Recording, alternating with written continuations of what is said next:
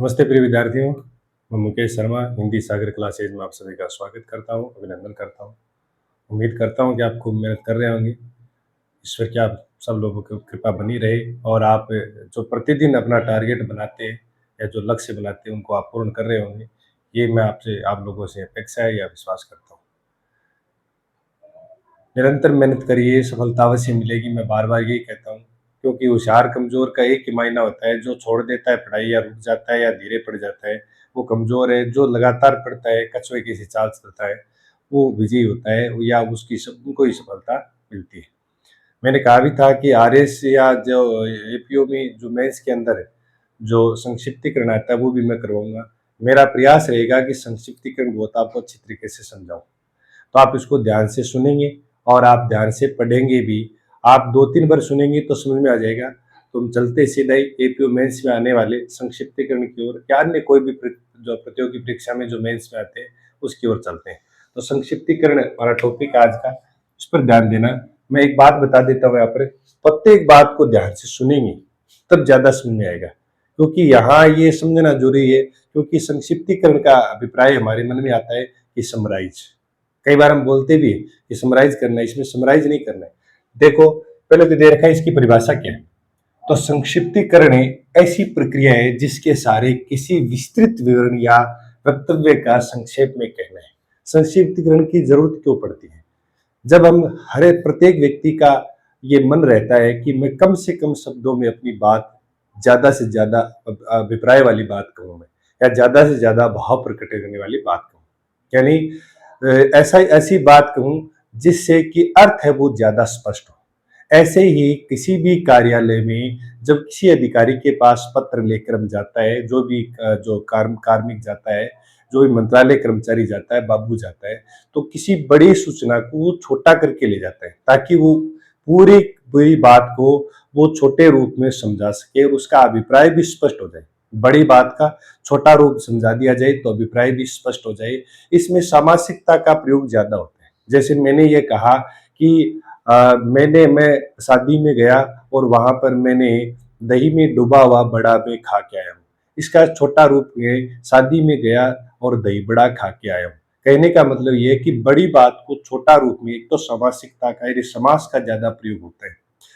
फिर ये जो कोई भी कार्यालय हो, कोई भी नेता हो, कोई भी अधिकारी हो, किसी भी मान लीजिए कहीं पर भी अगर कोई पत्र व्यवहार में अगर कोई बड़ी बात आती है तो उसको छोटा करके प्रस्तुत करना, ये इनकी विशेषता, ये इनके गुण है और वो होना बहुत जरूरी है। क्योंकि बड़ी बात पढ़ने में समय लगता है और उसका अभिप्राय भी स्पष्ट नहीं होता है, समझ में भी नहीं आता है, तो कोई भी एक वहां पर रहने वाला कर्मचारी होता है उसको छोटा रूप बना के प्रस्तुत करता है ताकि किसी अधिकारी या नेता को वो बात समझ में आ जाए। हम कई बार बोलते भी हैं कि इसका शॉर्टकट मुझे बताओ, यानी इसका संक्षिप्त क्या है, इसका सार बताते हैं। तो यहाँ अर्थ सार से नहीं है, सार एक अलग चीज है, सारांश अलग चीज है। यहाँ संक्षेप में कहना है, संक्षेप में कहना है तो हमारी भाषा जो जो होती है वो हमारी होनी चाहिए, भाषा हमारी होनी चाहिए, भाव उनके होने चाहिए।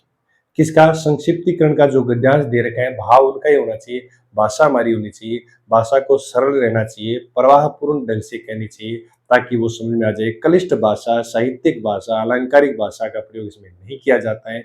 और 2-3 बात हम और आगे पढ़ेंगे। देखो, पहली बात है कोई बात को संक्षेप में कह देना ये। तो फिर देखो आगे, संक्षिप्तीकरण का अर्थ सार या सारांश से नहीं है, से नहीं है, से नहीं लिखना। सार या सारांश से नहीं है। संक्षिप्तीकरण का अभिप्राय सार और सारांश अलग चीज होता है। सार और सारांश है, जैसे हम समराइज करते हैं, वो उसका सारांश होता है। सारांश का मतलब होता है उसका एक बात निकाल लो, जैसे दो लाइनों में सारी बात कह देते हैं, वो होता है उसका सारांश। यहाँ सारांश नहीं देना है और यहाँ संक्षेप करना है। तो सार और सारांश से नहीं है, इसका अर्थ है संक्षिप्त करना, संक्षिप्त करना, इन उस बात को छोटा रूप में लिखना। ये सारांश नहीं कहते। सारांश का मतलब होता है इसका पूरा का पूरा सार का अंश निकाल दो छोटा सा, तो हो सकता है 20 लाइन का 2 लाइन में निकाल दे, तो वो तो होता है सारांश। यहाँ क्या है, आगे आएगा, ये 1/2 भाग में होता है। 1/2 का मतलब होता है 1/3। 1/3 का अर्थ भी समझाऊंगा हम आगे। तो सबसे पहले इसमें ध्यान रखना कि सार और सारांश से नहीं, इसका अर्थ है संक्षिप्त करना। संक्षिप्तीकरण करने से पहले उसको 2-3 बार पढ़ना चाहिए। गद्यांश कोई भी आता है उसको 2 से 3 बार पढ़ना चाहिए, और पढ़ने के बाद फिर क्या करना ताकि उनका उचित शीर्षक निकल सके। एक तो क्या निकल जाए उसका शीर्षक। शीर्षक का कैसे अर्थ निकालेंगे कि जो शब्द ज्यादा बार आ रहे हैं, जो शब्द ज्यादा बार प्रयोग किए जा रहे हैं, जिन शब्दों पर ज्यादा जोर दिया जा रहा है, वही उनका शीर्षक निकलेगा। शीर्षक एक से ज्यादा निकल सकते हैं, लेकिन उनमें से लिखा एक ही जाएगा। ये नहीं है कि शीर्षक एक ही होता है किसी गद्यांश का, एक से ज्यादा हो सकता है, लेकिन जो गद्यांश दे रखा है, जिस अभिप्राय के लिए जो गद्यांश दिया गया है, जो समझाना चाहता है, जो उससे शिक्षा मिलती है, वो उनका शीर्षक होना चाहिए। न कि कभी ये होना चाहिए कि शीर्षक तो साहित्य के बारे में दे रखे हैं, शीर्षक तो है वो कोई पर्यावरण के बारे में दे रखा है, और हम उनका और ही निकाल ले अर्थ। तो ऐसा नहीं होना चाहिए। जिन शब्दों का ज्यादा बार प्रयोग होता है वो शब्द लेना है, और वही उनका क्या होगा शीर्षक होगा। तो देखिए आगे, तथा एक तो क्या निकल सके शीर्षक निकल सके, तथा मुख्य बातों को रेखांकित भी कर लेना चाहिए ताकि कोई तथ्य छूट न जाए। पहला काम देखो क्या करना है हमें कि उन गद्यांश को 3 बार पढ़ना है। पढ़ने के बाद एक तो हमारे पास 2 से 3 शीर्षक निकल के आएंगे, उस शीर्षक को ले लेंगे। शीर्षक वही है, मैंने कहा जिस जिन शब्दों का ज्यादा बार प्रयोग हुआ है और वो ये बताना चाह रहा है कि इसके कारण ये हो रहा है, इसके कारण ये हो रहा है, तो समझ लीजिए वही उनका शीर्षक होगा। दूसरी बात है कि 2 से 3 बार पढ़ने के बाद हम मुख्य मुख्य बातों को जो छूटनी नहीं चाहिए, छूटने से तो उसका संक्षिप्तीकरण का प्रभाव ही नष्ट हो जाएगा, वो आप अंडरलाइन रेखांकित कर लें, ताकि आप जब संक्षिप्तीकरण कर रहे हैं तो वो बात छूट न जाए। क्योंकि संक्षिप्तीकरण की विशेषता है कि इसका क्रमबद्धता होनी चाहिए, ऊपर से नीचे की ओर क्रमबद्धता होनी चाहिए, यथार्थ नष्ट नहीं होना चाहिए। यानी जो बात कहना चाह रहे हैं उसकी यथार्थता अपनी तरफ से जोड़ना नहीं, स्पष्टता होनी चाहिए, स्पष्ट समझ में आने वाला होना चाहिए कि उसमें क्या लिख रखा है। ये वस्तुनिष्ठता होनी चाहिए, यानी कहने का मतलब उसे हटना नहीं चाहिए। तो ये इन बातों का हमें ध्यान रखना है। तो देख तो क्या हो जाएगा, शीर्षक निकल जाएगा 2 से 3 बार पढ़ने। पहला काम यही करना है कि पहला काम ये करना है कि उस गद्यांश को 2 से 3 बार पढ़ना है, अवश्य पढ़ना है। जैसे ही 2 से 3 बार आप जल्दी जल्दी पढ़ेंगे तो एक तो उसका शीर्षक निकल के आ जाएगा, दूसरा कि मुख्य मुख्य बातों को आप रेखांकित करना ही पड़ेगा। रेखांकित करेंगे तब वो बात छूटेगी नहीं हमारी, मुख्य मुख्य बातें। अगर दोहराव हो रहा है कोई बात का तो वो नहीं करेंगे, एक बात को एक ही बार रेखांकित करना है, बार बार दोहराव आ रहा है उसको नहीं करना है, ताकि वो बार बार उसको जो है वो प्रयोग नहीं कर सके, तो ताकि कोई तथ्य छूट न जाए। फिर अगली देखो, शीर्षक एक से ज्यादा भी निकल सकते हैं, लेकिन उनमें से उचित एक शीर्षक को ही लिखा जाना या लिखना चाहिए। शीर्षक मैंने कहा नहीं, एक से ज्यादा 2 भी हो सकते हैं, शीर्षक 3 भी हो सकते हैं, शीर्षक 4 भी निकल सकते हैं, बड़ा अगर गद्यांश है तो, लेकिन लिखा एक ही जाएगा। उनमें से कोई भी आपको उचित लगे वो एक शीर्षक लिख सकते हैं। इसमें ये नहीं है कि भाई मैंने जो शीर्षक निकाल दिया वही मेरा सर्वे सर्वा शीर्षक होगा, आपने दूसरा निकाल दिया उससे मिलता जुलता, तो वो नहीं होगा। एग्जामिनर जो चेक करेगा वो सोचेगा कि मेरा जो शीर्षक है उससे मिलता जुलता बच्चे ने शीर्षक निकाला है, तो इसका मतलब यही है।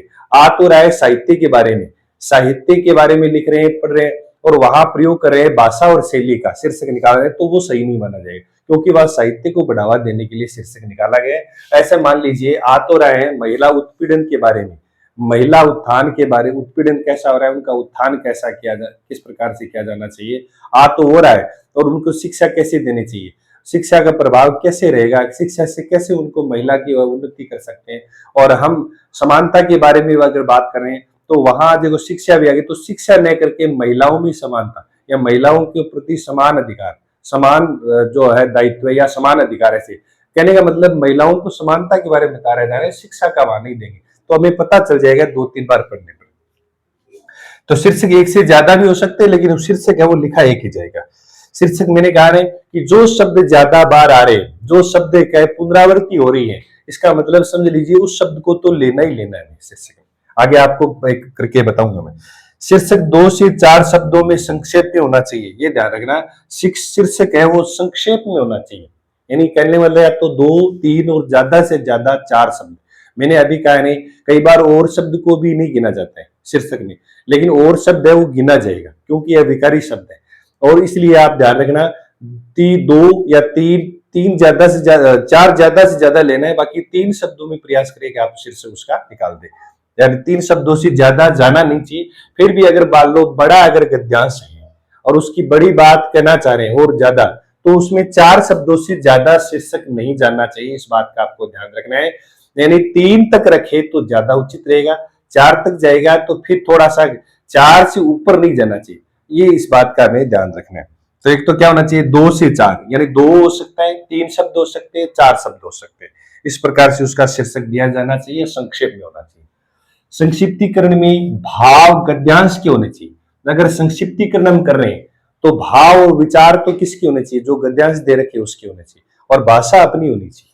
भाषा अपनी होनी चाहिए। भाषा अपनी का मतलब है कि अगर उसमें क्लिष्ट भाषा दे रखी है तो भाषा सरल और शैली सरल में समझा सके। कहने का मतलब है कि कोई बड़ी बात है उसको सरल तरीके से सामने वाले को समझा रहे, जिसको कह कह गए भी नहीं आता है, उनको मान लीजिए उससे संबंधित कह कह गए भी नहीं आता है, तो उनको वो बात नहीं है उनके लिए, तो उनको हम समझा सके। इसलिए भाषा अपनी होनी चाहिए, ध्यान रखना, और भाव उस गद्य के होने, भाव नष्ट नहीं होने चाहिए। तो भाषा अपनी होनी चाहिए। एक देखिए, एक अगला देखो कि पुनरावृत्ति से बचना चाहिए। बार बार शब्दों की हम गद्यांश लिखते समय जो शीर्षक है, जो संक्षिप्तीकरण लिखते समय शब्दों की पुनरावृत्ति नहीं कर सकते। एक ही बार आ सकता है, यानी एक शब्द एक ही बार आ सकता है, एक पंक्ति एक ही बार आ सकती है, एक तो पुनरावृत्ति नहीं होनी चाहिए शब्दों की। दूसरा, साहित्यिकता का प्रयोग नहीं होना चाहिए, साहित्यिक रूप नहीं आना चाहिए। साहित्यिक भाषा, हम साहित्यिक ऐसे शब्दों का मतलब साहित्यिक शब्दों का प्रयोग करें। अलंकारिकता, बनावट अलंकारों का प्रयोग नहीं होना चाहिए। मुहावरेदार भाषा आदि का अभाव होना चाहिए, इनका प्रयोग होना ही नहीं चाहिए, इनका पूर्णतः अभाव होना चाहिए। ये नहीं कि इनसे बचना चाहिए, इनका पूर्णतः अभाव होना चाहिए। मुहावरे, लोकोक्ति ऐसे प्रयोग नहीं किया जाएगा। और एक प्रयास रहे कि जैसे हम कई बार बोलते हैं कि वाक्यांश के लिए एक शब्द जो बोलते हैं, वाक्यांश के लिए एक शब्द जो बोलते हैं वैसा प्रयोग होना चाहिए। वाक्यांश के लिए एक शब्द जो आता है, जैसे ईश्वर में विश्वास रखना, ऐसे प्रयोग नहीं कर सकते, उसका एक ही प्रयोग किया जाएगा, आस्तिक, नास्तिक, ऐसे ध्यान रखना। जो सामने खड़ा है प्रत्यक्ष, पीछे खड़ा है प्रोक्ष, तो कहने का मतलब है कि उनका एक शब्द, वाक्यांश का एक शब्द जो होता है वैसे प्रयोग होना चाहिए। सामासिकता का प्रयोग होना चाहिए। वो देखो कि मैंने अभी कहा कि राजा का कुमार बीमार पड़ा था, इस प्रकार में प्रयोग हो गए, सीधे लिखेंगे राजकुमार बीमार पड़ा था या राजकुमार बीमार था। कहने का अर्थ अभिप्राय ये है कि विग्रह का प्रयोग न होकर सामासिकता का, बड़े वाक्यों को छोटा, इसी प्रकार बड़े वाक्यों को छोटा, 2, 3, 4 पद मिले उसको छोटा करना है, विभक्ति चिन्हों को हटा करके, उनके मान लीजिए अन्य अविकारी शब्दों को हटा करके, यानी सामासिक पदों का ज्यादा प्रयोग होना चाहिए। जैसे 10 है आनंद जिसके, वह ऐसा प्रयोग न कर सीधा दशानंद प्रयोग होना चाहिए। सामासिकता का प्रयोग ज्यादा प्रयोग करना है। अगला देखो, जैसे हम कई बार बोलते हैं कि राजा का पुत्र है वो पढ़ रहे हैं, तो हम सीधे बोल सकते हैं कि राजपुत्र पढ़ रहे हैं। ठीक है, इस प्रकार से प्रयोग कर सकते हैं। ठीक है, आगे देखो, संक्षिप्तीकरण में वाक्यों को ज्यों का त्यों नहीं लिखना चाहिए। इस बात का ध्यान रखना है कि जो भी गद्यांश में वाक्य जैसा का जैसा है, जो लिखा हुआ है वैसा का वैसा प्रयोग गद्यांश संक्षिप्तीकरण में नहीं होना चाहिए कि वैसा का वैसा उठाया और वहां लिख दिया। उसमें कुछ बदलाव होना चाहिए, उसमें शैली में बदलाव कर दीजिए, भाषा में बदलाव कर दीजिए। आपको वहां अगर मान लीजिए अभाव शब्द दिख रहा है, वहां पर अभाव साहित्यिक शब्द, उसमें आप कमी शब्द प्रयोग कर दें। अभाव का मतलब होता है कमी। ठीक है, इस प्रकार से प्रयोग कर सकते हैं आप। तो कहने का मतलब है कि जो का त्यो प्रयोग नहीं करें, इस बात का भी आप इंपॉर्टेंट है, ध्यान रखें। एक अन्य पुरुष का प्रयोग किया जाता है संक्षिप्तीकरण में। अन्य पुरुष जैसे वह, उसको, उसे, उनको, उन्होंने, ऐसे प्रयोग किया जाएगा। उत्तम पुरुष व मध्यम पुरुष से सर्वनाम से बचना चाहिए। उत्तम पुरुष कैसे, जैसे मैं और हम, ये उत्तम पुरुष है। तू और तुम, तुम्हें, तुम्हारा, तुमको, तुम्हारा, तुम्हारे, तुम्हारे, ऐसे प्रयोगों से बचना। हमारा, हमारे, इनका प्रयोग से बचना चाहिए। अन्य पुरुष का प्रयोग किया जाता है, जैसे पत्र लेखन में किया जाता है, कार्यालय पत्रों में अर्थशास्त्रीय को छोड़कर। अर्थशास्त्रीय में उत्तम पुरुष का प्रयोग किया जाता है, बाकी सब में अन्य पुरुष का प्रयोग किया जाता है। तो अन्य पुरुष शैली का इनमें प्रयोग किया जाएगा या अन्य पुरुष सर्वनाम का प्रयोग किया जाएगा। फिर एक बात इंपॉर्टेंट है कि यह 1/3 होता है। इन 1/3 भाग होना चाहिए इनका संक्षिप्तीकरण का। मान लीजिए कोई गद्यांश है और उस गद्यांश में मान लीजिए 100 शब्द है, तो 100 शब्द है तो उसका 1/3 33 या 34 शब्द होने चाहिए। 33-34 शब्दों का प्रयोग किया जाना चाहिए, उससे बड़ा नहीं। 33-34 हो सकता है, 35 हो सकते हैं, 32 हो सकते हैं, ये जरूरी नहीं कि 33 होने चाहिए। प्रयास ये रहे 32, 33, 34 तीन कैटेगरी में रखे तो वो ज्यादा उचित माना जाएगा, सही माना जाएगा। 1/2 भाग में होना चाहिए। जैसे 100 शब्दों का गद्यांश है और उसमें फिर तो उसमें 33-34 से शब्द में होना चाहिए, यानी 33 से 34 शब्दों में उनका प्रयोग होना चाहिए। 32 भी हो जाए तो भी कोई दिक्कत नहीं है, ध्यान रखें आप, लेकिन फिर 35-36 में वहां जाना नहीं चाहिए, इसका आप ध्यान रखें। इसमें फिर देखो, इसमें का, के, से, में, वे, ने वे नहीं, ने, है, थी, हूं आदि का देखो वे का प्रयोग होगा। वे, वह, ये गिने जाएंगे। मैं बता रहा हूं आपको, ये सर्वनाम शब्द है, वो गिने जाएंगे। ये कारक चिन्ह की कुछ शब्द है, का, के, से, ने, में, है, थी, थे, हूं, ये गिने नहीं जाएंगे, ये शब्दों की श्रेणी में नहीं आएंगे, इनको है वो गणना नहीं की जाएगी, ये 1/3 में काउंट नहीं होंगे, इस बात का ध्यान रखना है। ये काउंट होगा, वे काउंट होगा, ये वे, ये जो शब्द आते हैं ना, ये गिना जाएगा, ये आएगा, वे आएगा, और आएगा, इसलिए आएगा, की ओर आएगा, ये शब्द सारे गिने जाएंगे, इस बात का आप ध्यान रखें। बाकी है, थे, ये जो सहक्रिया की, ने, से, में, ये इनको गिना नहीं जाएगा। जब हम कोई भी गद्यांश लिखते हैं तो इनको गणना में नहीं लेना है। और ठीक है, यह, वे, यह, वह, ये सब गिने जाएंगे, इसलिए भी गिना जाएगा, के लिए भी गिना जाएगा, इस बात का आपका ध्यान रखना है। फिर आगे देखो, ये इंपॉर्टेंट बातें सारी, ये इंपॉर्टेंट बातें। फिर देखो आगे कि इसमें सर्वथा मौलिकता होनी चाहिए। मौलिकता का मतलब है जो उसमें मूल्य दे रखा है, जो उसमें बात दे रखी है, भाव दे रखा है, वही होने चाहिए। मौलिकता होनी चाहिए। नए विचार अपनी तरफ से जोड़ना चाहिए और नहीं हटाना चाहिए, इस बात का ध्यान रखना। न तो विचार अपनी तरफ से कोई जोड़ सकते हैं, न उसमें दे रखे तो उसमें हटाना चाहिए।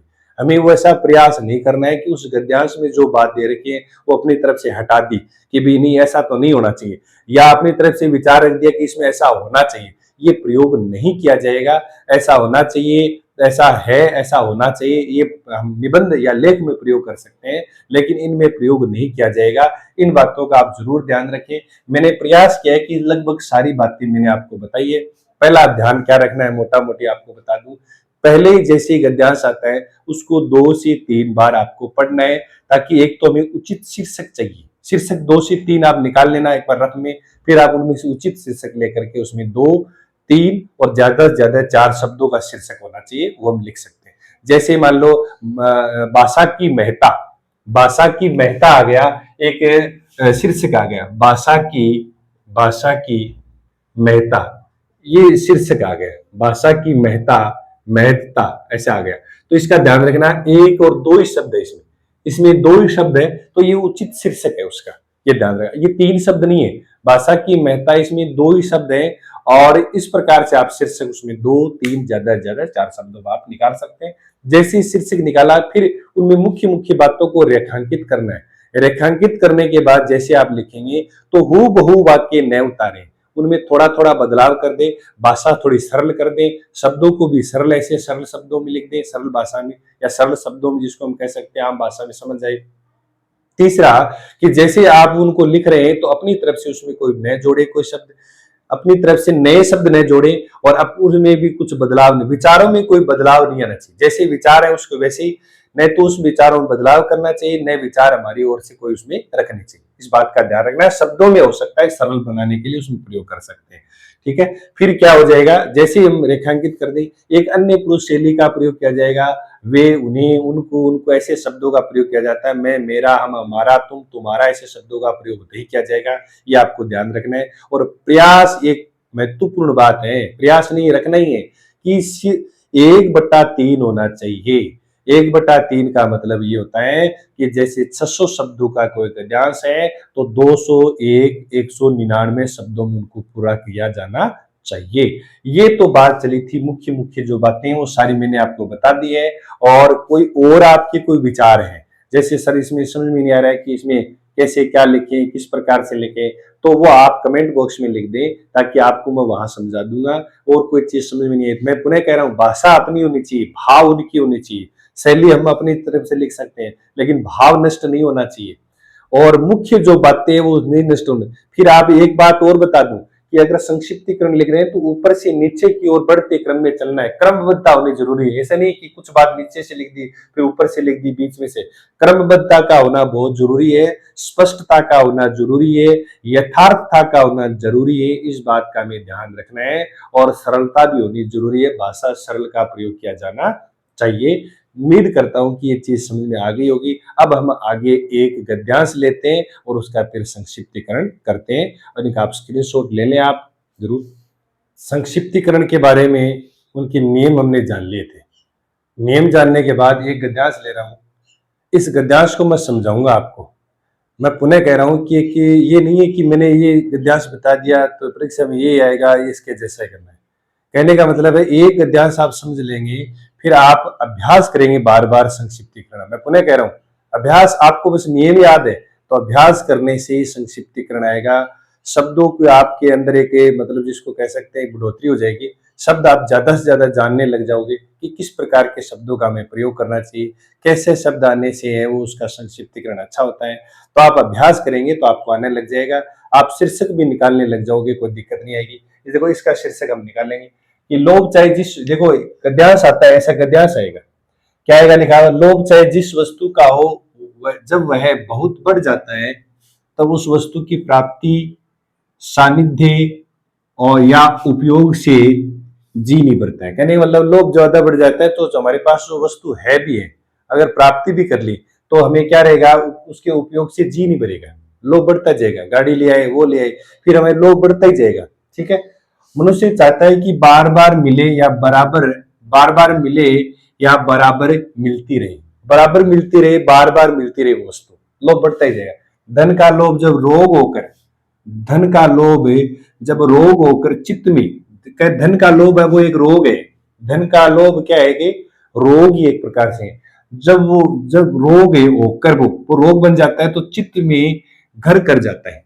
धन का लोभ है वो रोग है, और वो रोग है जब घर में, जब हृदय में प्रवेश करता है, चित्त में प्रवेश करता है, चित्त में, तो वो घर कर जाता है। यानी लोभ वो चित्त में वही रहता है, मन में प्राप्ति करने की इच्छा रहती है। तब प्राप्त होने पर भी अगर कोई वस्तु प्राप्त भी हो जाती है, ठीक है, प्राप्त होने पर भी प्राप्ति की इच्छा बराबर बनी रहती है। ये मैंने रेखांकित किया, देखो कि कोई वस्तु प्राप्त भी होगी तब भी प्राप्ति की इच्छा रहती है। ये बातें लिखनी है इसे, मतलब कुछ प्राप्त करने की इच्छा बनी रहती है, इसमें ध्यान देना है। प्राप्त करने की इच्छा बनी रहती है या प्राप्त करने की इच्छा वो रहती है, इस पर ध्यान देना है। हूबहू वैसी की वैसी लाइन नहीं उतारनी है, जिससे मनुष्य सदा आतुर और प्राप्ति के आनंद से विमुख रहता है, उसका अंतःकरण सदा अभावग्रस्त रहता है। और देखो मैंने कहा है अभावग्रस्त रहता है, मनुष्य को अभाव रहता है कि ये वस्तु हमारे पास है फिर भी नहीं है, अभावग्रस्त रहता है हमेशा उनको, उसकी भावग्रस्त रहता है, उसके लिए जो है वह भी नहीं है, यानी जो उनके पास है उसको लगता है वो भी हमारे पास नहीं है, और चाहिए कि वो वस्तु है। असंतोष और अभाव, भाव कल्पना से उत्पन्न दुख है। असंतोष, असंतोष और अभाव कल्पना से उत्पन्न दुख है। असंतोष रहना कि भाई ये चीज मेरे पास है फिर भी संतुष्ट नहीं होना, कुछ चीज का है फिर भी कमी रहना उसकी, तो वो क्या करता है, कल्पना से उत्पन्न दुख है वो एक प्रकार से असंतोष और अभाव क्या है, कल्पना से उत्पन्न दुख है। अतः जिस किसी में यह अभाव कल्पना, यह अभाव कल्पना स्वाभाविक हो जाती है। अभाव कल्पना, अभाव कल्पना मतलब कि ये चीज हमारे पास है फिर भी ऐसा लगता है उसकी कमी है, अभाव का मतलब कमी है, ये अभाव कल्पना रहती है हमारे मन पर। कि जो मान लो हमारे पास गाड़ी है, हमारे पास मोटरसाइकिल होती है, हमारे पास सब सुख सुविधा होती है, फिर भी अभाव की हमारी क्या रहती है, कल्पना रहती है कि हमारे पास ये कमी है, ये हमारे पास इसकी भी कमी है, होते हुए भी तो समझ लेना वो उत्पन्न दुख है वो एक प्रकार से। अतः जिस किसी में यह अभाव कल्पना स्वाभाविक हो जाती है, कि अभाव कल्पना हमेशा के लिए बने रह जाती है, उसकी प्राकृतिक स्वभाव ही बन जाता है, तो सुख से उसका नाता छूट जाता है और सब दिन के लिए वो क्या हो जाता है, सुख से उसका नाता सब दिन के लिए टूट जाता है, और वो हमेशा क्या रहता है, दुखी रहता है। इसका मतलब अभाव से क्या रहता है, दुखी रहता है।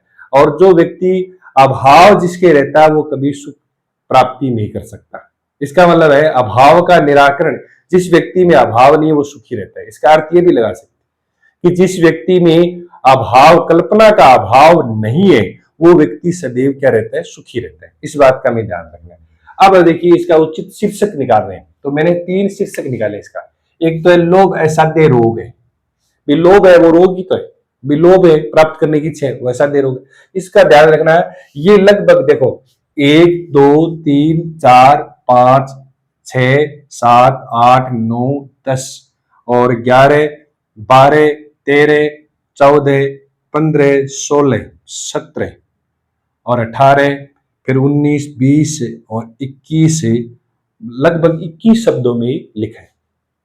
इनके अगर शब्द गिनेंगे तो लगभग 63 के लगभग शब्द हो रहे हैं। गिन लो चाहे यहाँ पे, इनके लगभग 63 64 मान लो 65 हो रहे हैं।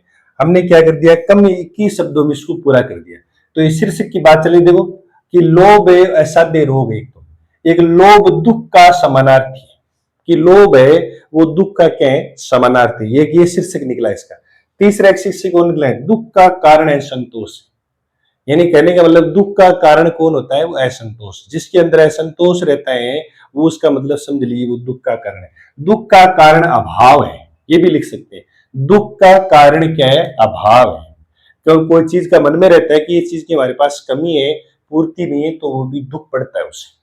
फिर देखो इसमें सिर्फ आप इसमें शीर्षक ऐसे दे दे, कोई भी एक शीर्षक दे सकते हैं। तीनों शीर्षक नहीं दे सकते, एक शीर्षक दे दे तो ज्यादा अच्छा रहेगा। ठीक है, एक शीर्षक बेहतर रहता है, 2 3 शीर्षक नहीं दे सकते, परीक्षा में ध्यान रखना आप। फिर देखो आगे, मैंने तो ये समझाने के लिए 3 शीर्षक दिए हैं, 4 भी हो सकते हैं। तो आपको परीक्षा में इनमें से एक ही शीर्षक लिखना है। फिर लिखने समय इसको हाशिया छोड़ना है। फिर लिखना है कि लोभ एक असाध्य रोग है। इसमें भी आया भी है कि लोभ क्या है, वो एक प्रकार से बीमारी है, असाध्य रोग है जिसका निराकरण नहीं कर सकते। एक प्रकार से बीमारी है कि देखो धन का लोभ रोग होकर चित्त में प्रवेश करता है। इसका मतलब है धन क्या है, लोभ ही धन का प्राप्त करने का एक लोभ रहता है। और लोभ क्या है, वो असाध्य रोग है। लोभी की इच्छाएं कभी पूरी नहीं हो सकती। इसमें यही तो है कि लोभी है वो हमेशा रहता है कि वस्तु का अभाव है, अंतःकरण में सदा अभाव रहता है उनके, उनकी कभी इच्छाएं पूरी नहीं होती है लोभी। ठीक है, आप इनका देखो इसके अंदर शब्दों में आप सारांश ले, सारांश नहीं उसके शब्दों का संक्षेप बनाए कि इसमें कहना क्या चाह रहा है। आप एक बार पढ़ा हमने, अगर 2 से 3 बार पढ़ते तो उसका पूरा आ जाता। इच्छाएं कभी पूरी नहीं होती है और इच्छाओं की पूर्ति के अभाव में वह सदैव दुखी रहता है। इच्छाओं की पूर्ति में लगा रहता है कि भाई ये वस्तु हमारे पास नहीं है, देखो तब प्राप्त होने पर भी वह प्राप्ति की इच्छाओं में बराबर बनी रहती है। ये तो है ना कि वह इच्छाएं कभी पूरी नहीं होती, वो बात बराबर है। इच्छाएं बनी रहती है यानी इच्छाएं पूरी नहीं होती है। इस लाइन को देखना कि तब प्राप्ति होने पर भी, कोई वस्तु प्राप्त हो गई, प्राप्त होने पर भी, तब प्राप्त होने पर भी प्राप्ति की इच्छा बनी रहती है। कोई वस्तु प्राप्त होगी, प्राप्ति की इच्छा बनी रहती है। कहने का मतलब है कि इच्छाएं कभी पूरी नहीं होती, लोभी की इच्छाएं कभी पूरी नहीं होती। इसका अर्थ तो वही है, सेम ही है, थोड़ा सा बदला है, भावार्थ तो वही है। यानी भाव नष्ट नहीं हुआ है, शब्दों में हेराफेरी कर दी, इसको तो कहते हैं भाव नष्ट। तब प्राप्त होने पर भी और प्राप्ति की इच्छा बनी रहती है। वस्तु प्राप्त हो गई, प्राप्ति की इच्छा बनी रहती है। इसका मतलब है इच्छाएं कभी पूरी नहीं होती, प्राप्ति की इच्छाएं बनी रहती है, इच्छाएं कभी पूरी नहीं होती। ये दोनों समान अर्थ दे रहा है। इच्छाएं कभी पूरी नहीं होती, इसका मतलब प्राप्ति की इच्छा बनी रहती है। ठीक है, फिर देखो इच्छाओं की पूर्ति के अभाव में वह सदैव दुखी रहता है। अब देखो ये क्या, देखो उसके लिए जो भी है वह भी नहीं है, और असंतोष अभाव कल्पना से उत्पन्न दुख रहता है। यानी कोई भी अगर इच्छाओं की क्या रहती है, उनमें अभाव अगर है तो वह सदैव दुखी रहता है। अगर उसमें अभाव है किसी प्रकार की इच्छा प्राप्त करने का, कोई भी वस्तु प्राप्त करने का, कोई भी उनमें इच्छा प्राप्त कर, जो भी लेन उसको ग्रहण करने का, इकट्ठा करने का, उसमें अगर मान लो ऐसा लगे कि हमारे पास कमी है, अभाव है, तो सदैव व्यक्ति क्या रहता है, दुखी रहता है। सुख की प्राप्ति संतोष से संभव है। देखो इसमें कि सुख से उसका नाता सब टूट जाता है और वह दुखी रहता है। क्यों, देखो क्योंकि वो संतोष नहीं करता है, संतुष्ट नहीं होता है। इसमें ये बताया गया है कि अतः जिस किसी में यह अभाव यानी संतुष्ट नहीं होता है, स्वाभाविक हो जाता है, संतुष्ट नहीं रहता है, तो सुख से उसका नाता टूट जाता है। इसका अर्थ देखना आप कि सुख की प्राप्ति संतोष से ही संभव है। बात तो बराबर ही है, सुख की प्राप्ति क्या है, संतोष से। संतोष नहीं होगा तो क्या हो जाएगा, सुख से उसका नाता सब दिनों के लिए क्या हो जाएगा, टूट जाएगा। इसका मतलब है कि सुख कब मिलेगा, जब क्या होगा, सुख की प्राप्ति संतोष से ही है। जब हम संतोष रखेंगे, असंतोष का भाव नहीं रहेगा, जब हमारे अंदर असंतोष नहीं रहेगा, असंतोष नहीं रहेगा, तो सुख की प्राप्ति संतोष से क्या है, संभव है।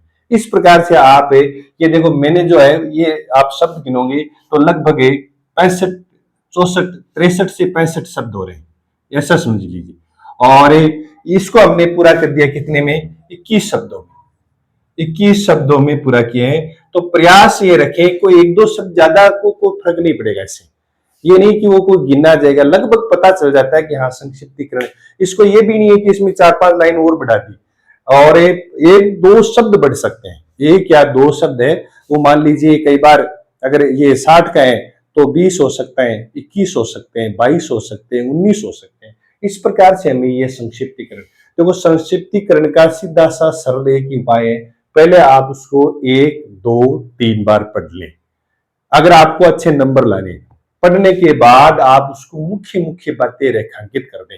फिर आप दोबारा अगर पढ़ रहे हो तो रेखांकित बातों पर जोर देते हुए पढ़ लें।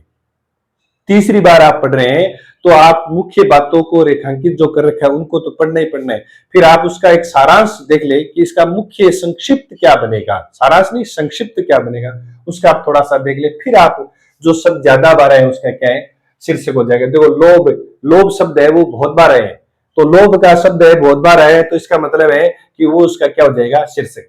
ठीक है, लोभ शब्द है, प्राप्ति करने की इच्छा है, सब क्या है, ये लोभ ही तो शब्द। देखो यहां से शुरू हो गया लोभ, लोभ चाहे जिस वस्तु का हो, कोई वस्तु प्राप्त करने की इच्छा है वो भी लोभ है। फिर देखो यहाँ पर लोभ है, वापस आए कि लोभ रोग का इसमें आ गया। कहने का अर्थ है कि जो व्यक्ति बार बार जो शब्द आ रहा है समझ लीजिए वो इसका क्या हो जाएगा, शीर्षक। एक शब्द तो लेना ही लेना है फिर, तो ये इसका शीर्षक। आप ध्यान से पढ़ भी लें इसको, शीर्षक को, कि वास्तव में शीर्षक निकला या नहीं निकला है। ये मेरा प्रयास था संक्षिप्तीकरण का, और जब अब समय मिलेगा तो हो सकता है एक दो संक्षिप्तीकरण आपको और करवा दूं। समझ में नहीं आ रहा है या कुछ डाउट रह गए तो आप कमेंट बॉक्स में लिखें, और इस चैनल को आप शेयर करें, सब्सक्राइब करें और लाइक जरूर करें। जिन्होंने लाइक नहीं किया या जिन्होंने सब्सक्राइब नहीं किया वो सब्सक्राइब करें, और आगे ऐसी ही क्लास आपको मिलती रहेगी। शुद्ध वाक्यों की एक क्लास और रह गई है, वो इनके बाद करवा देंगे। और आपको फिर भी लगे कि सर ये समझ में थोड़ा सा नहीं आ रहा है, इसका एक उदाहरण और समझाइए, तो आपको अन्य एक उदाहरण और समझा दिया जाएगा। ये मेरा प्रयास लगातार जारी रहेगा। यूट्यूब पर हमारी क्लासेस चलती रहेगी, निःशुल्क क्लासेस चलेगी। और मैंने कमिटमेंट किया था कि एपीओ मेंस की तैयारी करने वाले निश्चिंत रहे। निबंध भी आपको मैंने टेलीग्राम चैनल के माध्यम से मुख्य मुख्य निबंध जो लिखकर भी भिजवाए और सीधे भी, सारे के सारे निबंध लिखित में भेजे मैंने कि ये निबंध इस प्रकार से लिखा जाएगा। वो निबंध 3 4 5 7 निबंध जितने भी भेजे, और मैंने वो और भी बहुत सारे निबंध भेजे। तो बड़े निबंध को आप छोटे रूप में, लेख के रूप में आप लिख सकते हैं, तो ये आप खुद को करना पड़ेगा। संक्षिप्तीकरण मैंने समझाने का प्रयास किए हैं, और ये मेरा प्रयास है। आपको हो सकता है कि कुछ चीज समझ में नहीं आई तो आप उन्हें आप लिख सकते हैं कमेंट बॉक्स में, कोई दिक्कत नहीं है। आपके लिए तत्पर है, तैयार है, क्योंकि आप मेहनत करोगे तो मेरा भी हौसला बढ़ेगा, मैं भी और ज्यादा अच्छी तरीके से पढ़ाने का प्रयास करूंगा। आज की इतना ही है। जय हिंद, जय भारत।